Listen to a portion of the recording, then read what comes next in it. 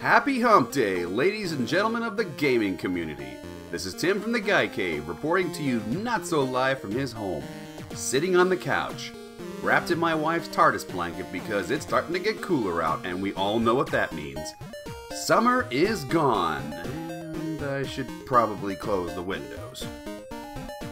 This is TGC News Network, and this is the news. Nintendo released a trailer for Pokemon Go this past week. The trailer enamored Pokemon fans immediately, as the game will incorporate augmented reality technology to simulate real Pokemon in the real world through a player's smartphone. Meanwhile, Pokemon Go astonished the rest of us, as the game did what no one else could: get gamers to actually go outside.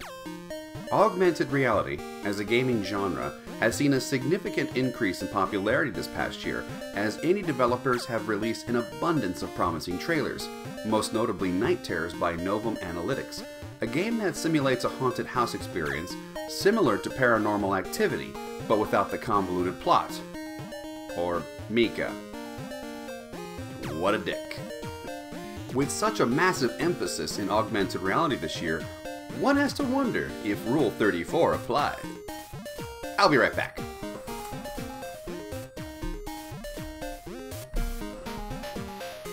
Yep, it does.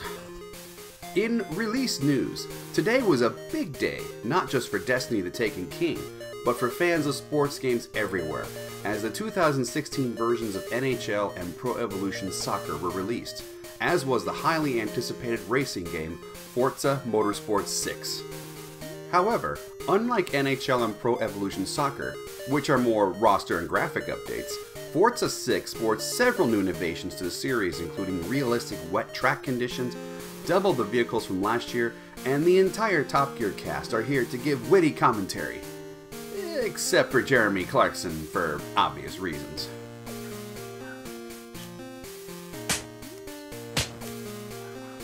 In forensic news, legendary actor and comedian Robin Williams is still...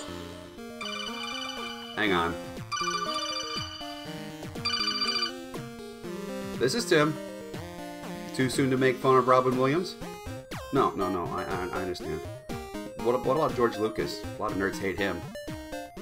He's not dead? Well, that's a bummer. Alright, I'll just skip this segment then. Alright, bye-bye. Moving on!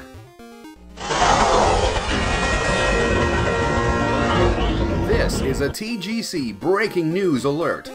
Five Nights at Freddy's creator Scott Cawthon has just announced on Steam that there will be no Five Nights at Freddy's 5.